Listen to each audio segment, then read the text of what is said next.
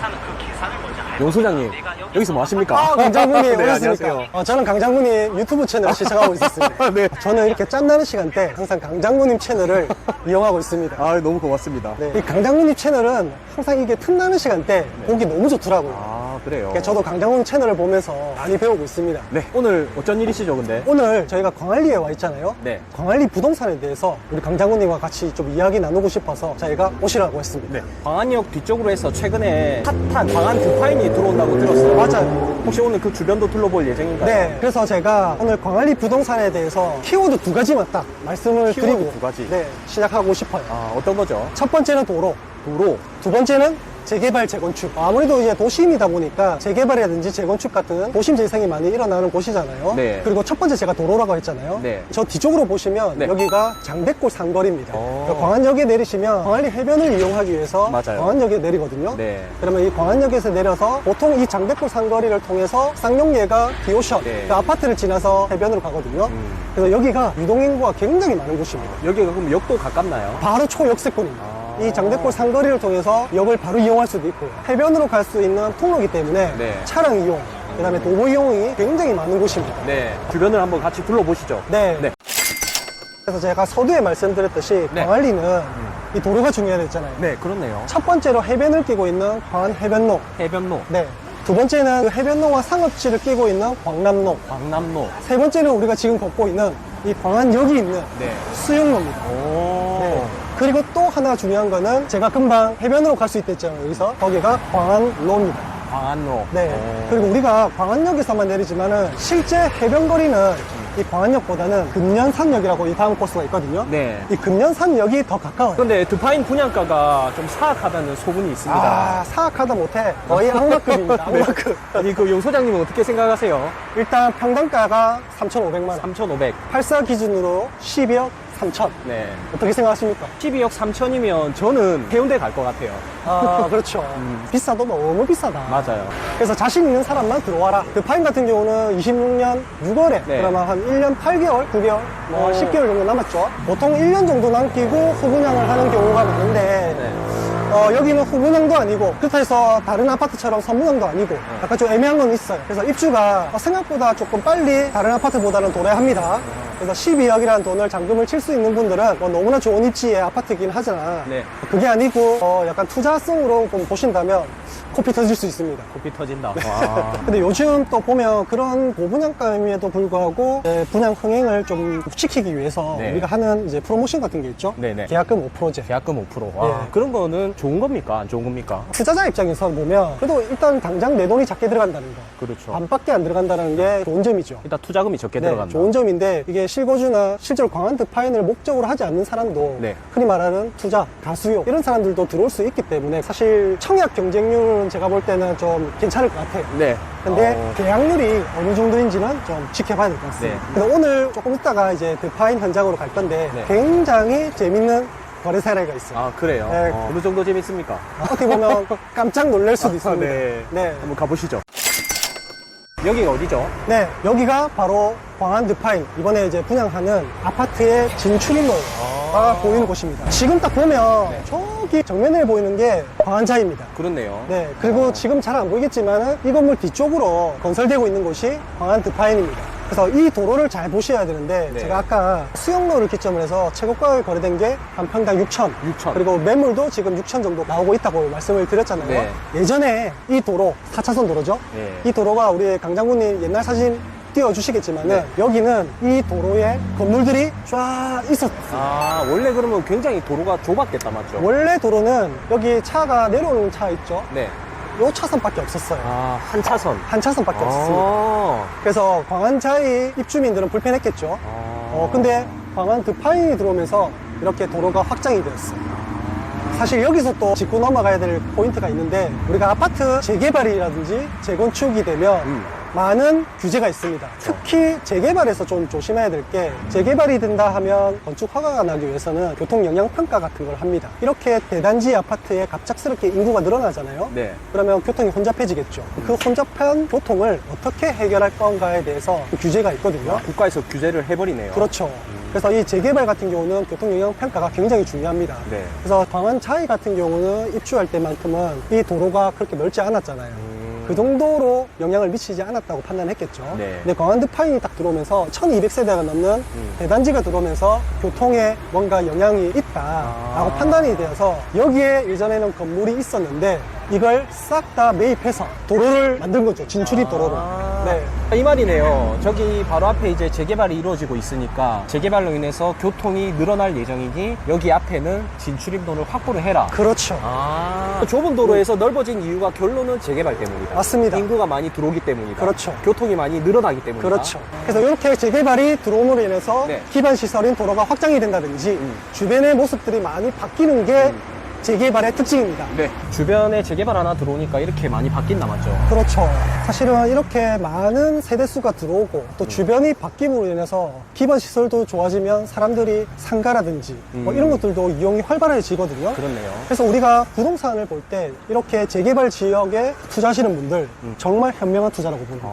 결론은 이런 건물들도 약간 답답했겠다 맞죠? 답답했죠. 지금 우리가 서 있는 자리가 건물들로 빽빽히 있었단 말이에요. 건물들이 있었는데 실제 진입로는 요 두 차선밖에 없었거든요. 네, 근데 이제 재개발이 되면서 이렇게 도로가 2배 이상이 넓어져 그런 사례라고 보시면 되고, 강장군님 이 뒤쪽으로 해서 맨션 한번 보여주시죠. 네. 야, 어떻습니까? 지금 이제 점심시간이 지나고 오후 시간 아닙니까? 네. 해가 잘 들어오죠. 네. 과거에는 여기까지 건물이 있었단 말이에요. 그러면 뭔가 답답한 어떤 그런 조망이라든지 이런 것들이 있었겠죠. 막힌 건물이었네요. 막힌 건물이죠. 그렇죠. 근데 지금 이렇게 도로가 확장이 되면서 건물도 뜯기면서 네. 여기는 개방감이 어느 정도 그러네. 생긴 그런 사례입니다. 나름 이 주인들은 호재다 맞죠? 호재죠. 막힌 곳을 뚫어줬는데 그게 네. 재개발 때문이다. 맞습니다. 그래서 이 재개발은 주변에 선한 영향을 미친다. 네. 뒤에 보시는 건설 현장이 광안 드파인 현장입니다. 광안 2구역에서 재개발이 됐고요.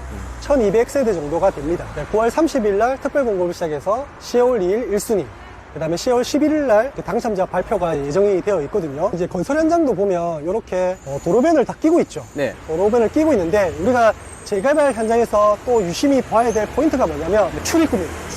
출입구가 왜 중요하냐면 부동산 투자에 의해서 우리가 차량 출입구도 있을 거고요. 네. 도보 출입구도 있을 겁니다. 맞습니다. 자, 그 출입구가 어디에 생기느냐에 따라서 그 주변의 상권이라든지 그 인프라든지 이런 것들이 달라지거든요. 많이 바뀌죠. 네. 그래서 우리가 지금 이렇게 왔던 이 대로변은 네. 차량 주출입구입니다. 근데 우리가 또 나중에 가볼 곳은 저기에 출입구가 또 생기거든요. 네. 일단은 드파인 자체가 사람들, 인구들이 많이 몰려오니까 그 사람들이 어디로 이동할 건지, 그 이동 동선에는 어떠한 상권이 형성되어 있는지, 앞으로 어떠한 상권이 형성될 것인지 이런 걸 보면 좋을 것 같습니다. 그렇죠. 강장군님 채널도 부동산 채널 아닙니까? 네. 어디에 투자하면 좋을지를 강장군님 채널을 통해서 저도 많이 배우거든요. 네. 오늘 아직까지 완공되지 않은 이 광안 드파인을 어디가 더 투자로서 좋은지 이런 것들을 좀 고민해 볼 건데, 아직까지는 아파트가 완공되지 않았기 때문에 사람이 살지 않아요. 그러면 그 선행된 사례를 먼저 보는 게 우선적인 거거든요. 선행된 사례가 있나요? 선행된 사례는 바로 옆에 이미 입주한 5년차 아파트인 네. 광안 자이를 보면 알 수 있습니다. 한번 가보시죠. 가볼까요? 네. 자, 따라오시죠.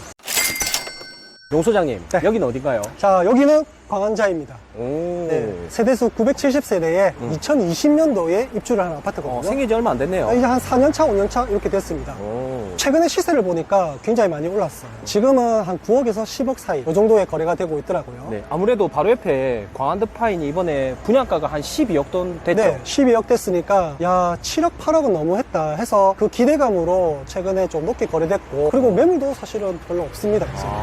왜냐면 이제 아직 입주를 안 했기 때문에 이 결과에 따라서 조금씩은 또 나눠질 것 같아요, 평가가.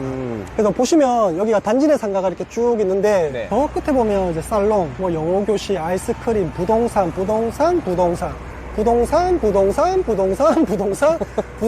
김밥집, 헤어집, 편의점 뭐 이렇게 쭉 있어요. 부동산이 이렇게 많으면 먹고 살겠습니까? 부동산 업종은 아무래도 네. 우리가 볼 때는 우량 임차인급에 속하거든요.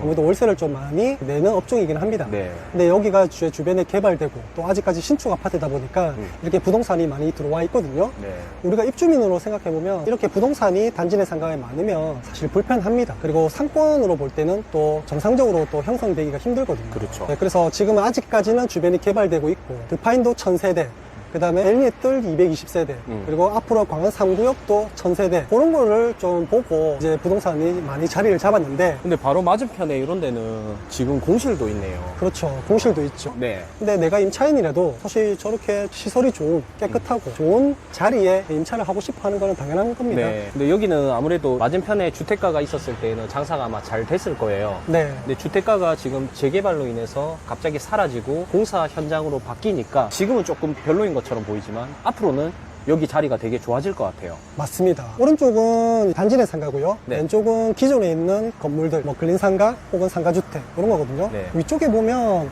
근생으로 바뀐 것도 있지만 아직까지 주택으로 활용되는 곳도 여전히 그렇네요. 있습니다. 아, 과거에 주택가였기 때문에 아마 그런가 봐요. 네. 그래서 1층 상가에도 보면 여기도 역시나 부동산이 많습니다. 네, 이런 데는 사실 입주민들이 불편하죠. 네. 네, 이 부동산이 이제 다른 곳으로 또 이전해주고 해야 되는데 아무래도 주변에 근생으로 들어올 수 있는 혹은 근생으로 바꿀 수 있는 건물들이 좀 부족하다 보니까 그렇지 않나라고 생각이 들고요. 네. 자, 그리고 여기가 이제 주택가를 재개발하다 보니까 어느 정도 이 아파트 외지역 네. 그쪽은 아직까지 저렇게 정면에 보시는 것처럼 주택가들이 계속적으로 존치되어 있어요. 네. 그러면 우리가 여기가 드파인도 입주를 하고요. 광안자이도 기존에 있고, 그 다음에 기존에 있는 부동산들이 조금 나가고, 이러면 상권이 형성될 텐데, 제가 볼 때는 주변에 주택가들이 이렇게 많으면 상권이 좀 퍼지기는 좀 한계가 있어 보입니다. 그렇네요. 주택으로 거주하기에는 또 나쁘지 않아 보이는데 조용해서 그렇죠. 상권으로 퍼지기에는 사실 여기가 광안자이에서 역 방향은 아니라서 네. 조금 별로인 것 같아요. 예, 그걸 보면 여기 이제 메가커피 자리죠? 저가형 커피 중에서 가장 크다고 하는 메가커피가 망해서 나갔습니다. 네. 근데 반대편에 보시면, 여기 보시면 컴포즈가 있어요.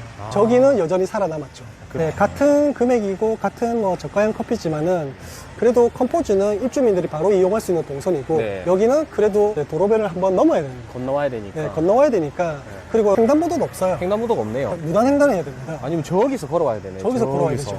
그러니까 이 메가커피 자리가 바로 아파트 앞에 있지만은 동선 자체가 좋지 않다. 아, 저 같아도 넘어가서 커피를 사 먹진 않을 것 같아요. 네, 그래도 우리나라가 어떤 나라입니까? 동방 예의지구 아닙니까? 네. 그런 문화가 잘 되어 있기 때문에 요 앞에 바로 넘어가는 뭐 짧지만 무단횡단하는 거 양심적으로 좀 그렇거든요. 그렇죠. 그래서 우리나라 특성상 이런 동선들 특히나 상가 볼 때는 이런 걸 잘 보셔야 돼요. 네. 상권을 보니까 그 흔한 고깃집, 치킨집 하나 제대로 된 게 없는 것 같아요. 그렇죠. 좀 심심하죠. 그렇네요. 네. 이 사람들 어디 가서 먹지? 보통 단지 내 상가에는 뭐 냄새나는 업종 이런 것들 잘 안 들어온다는 거는 우리 강장훈 채널을 보시면 다들 아실 거잖아요. 네. 그래서 보통 보면 치킨집이라든지 이런 것들은 보통 인근 상권에서 많이 이렇게 들어오는 편인데 보시다시피 상권 자체가 퍼져나갈 수 있는 상권이 없다 보니까 네. 업종의 한계가 좀 있다고 보여져요. 그렇네요. 나중에 이 드파인 들어오고 하면 사람들이 더 많이 늘어날 건데 이런 곳은 사실 코너 자리라서 네. 카페나 투썸, 프랜차이즈 커피가 들어와도 괜찮을 것 같아요. 너무 좋죠. 네. 사실 여기는 진출입로의 코너 자리고 굉장히 좋은 자리인데 그러니까요. 어떤 업종이 또 들어올지 저도 기대가 됩니다. 학원도 있고 엘리트 학원. 이건 옛날부터 학원으로 운영되고 있었는 것 같아요. 네. 사실 1000세대면 주변으로 해서 뭐 선한 영향력을 펼치기에는 네. 한계가 있는 세대수고요. 광안드파인과 합치면 이제 2000세대. 뭐 이렇게 되니까 주변으로 해서 생길 건 좀 생기지 않을까. 네. 우리 강장군이 좋아하는 치킨집, 치킨집. 뭐 고깃집, 네. 프랜차이즈, 뭐 카페라든지 이런 것들도 좀 더 많이 생겨야 됩니다. 그래도 이제 주거와 가까운 곳에 음식점 정도가 몇 개 세팅이 되어 있어야 사람들이 주기적으로 이용을 할 건데 일단 광안자이 앞에는 없었기 때문에 우리가 역 쪽으로 한번 가보시죠. 네, 가보시죠. 네.